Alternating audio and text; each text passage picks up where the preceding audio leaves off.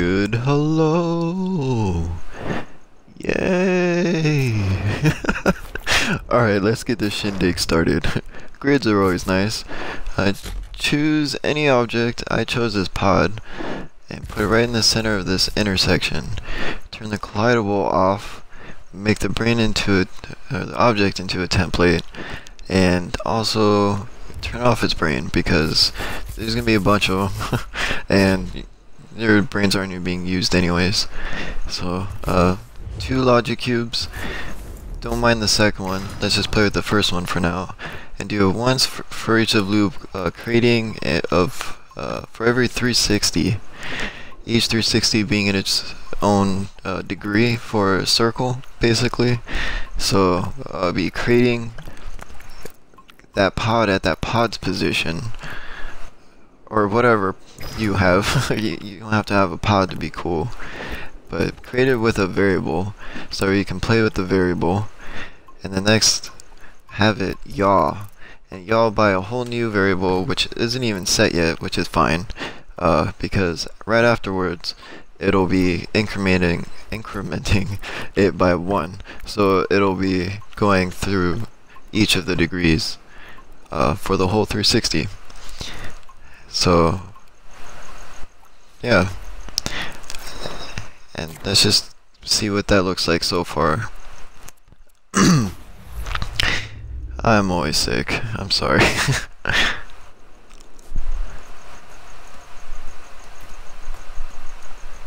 So yeah, it just turns into a whole new object, brand new object.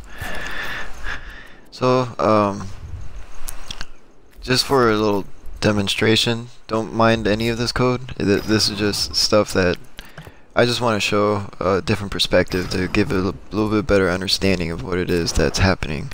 So instead of it all creating at once, it'll create it slowly, you know, just gradually completing. And this is actually the intro to Infinity, and I put it there as a hint as to how I'm doing this, I guess.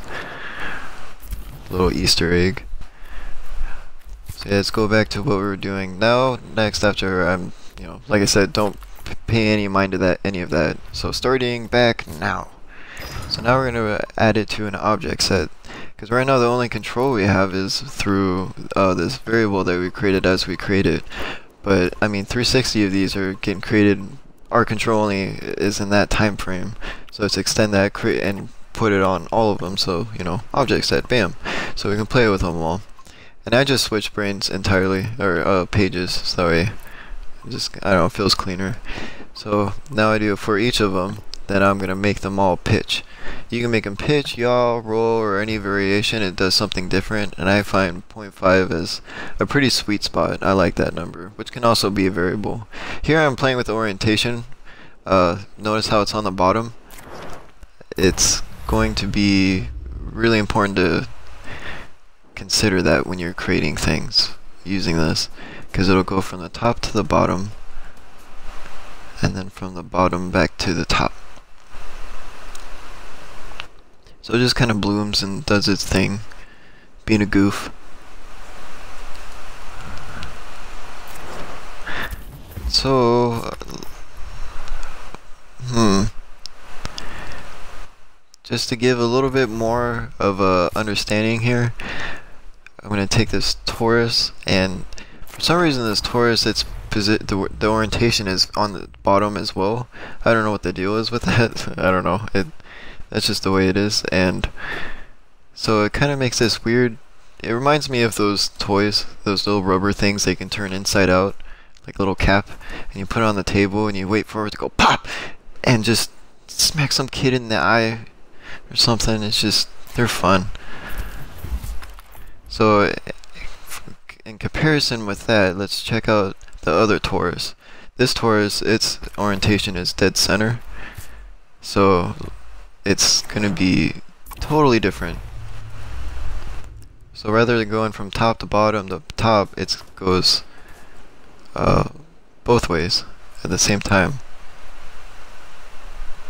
And so now that we've got all this, let's see what we can do with it. Melodramatic. Sweet. Alright. Now let's kind of reveal what's hidden. There's really cool patterns going on, but they're hidden because all the same objects are all the same color, so they just blend and mesh and disguise what's really going on here. That's really cool. So to kind of break that up, use a color variable and a number variable, just creating something so you can change the color of the object every time it gets created to something random, a whole different random hue. That way it'll completely break up everything. Everything will be a lot more individualized. You can see the patterns of each shape much better. It's pretty, it doesn't have to be a random number either. It can be something like a restraint or a couple colors, but in the end it makes this something a little bit more rainbowy. I mean rainbowy. But this object is a little I don't know. I don't find it as a very fun one. I mean it's cool, it's fun, but I don't like the color patterns. It's a little too revealing for me, I suppose. So here I choose a backpack, which is the other object I use for Infinity. I thought, going through this, I used a whole bunch of different objects, but I thought it'd be neat to use the two I use from Infinity, and I had to use a backpack. This one's my favorite that I've found so far. It's so strange. So strange. So yeah, but now our problem, or not necessarily a problem, but what we can get improved on is perspective. So now we get to use this cube. I turn it over so that way its front is down, and it, as you see, I had to offset it because its camera position is really at its center. So if you just offset it over a little, that's why the grid's really important, just for weird stuff like that. So I just use a first person without controls. Again, this is just basics. Like, this is, you can do anything you want. So there's a little bit, that's a much better angle. So let's make it even better if we can. So let's see. Lighting is always awesome.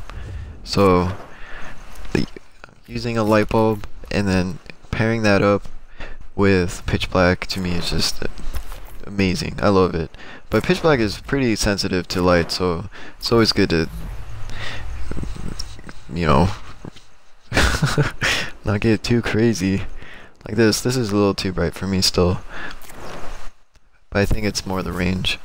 I usually don't use that high of a range, but then you can play with it further, and this is something I didn't do in Infinity. I find it really awesome. I wish I did it. But you just change the color of the light bulb itself, and it kind of does what I was saying earlier. You don't have to do a random color. You can do like a set of a couple or something weird like that. Just do whatever you want, you know. But this is kind of another way of cheating the colors after it's been randomized. And here I'm just having one light bulb starting on, one light bulb starting off, and then toggling every second to be on and off, and one's green and one's blue. So that's what's the difference here this time.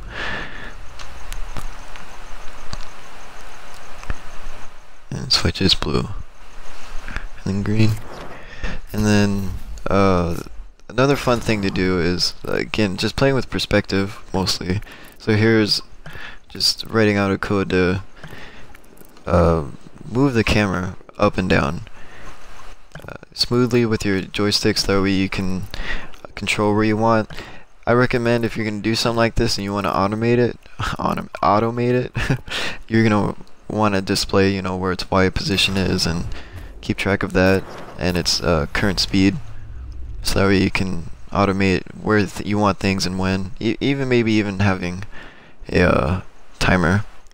Oh, and also here's this for some reason. I'm not really sure, but it's just because of Xbox. So here you go.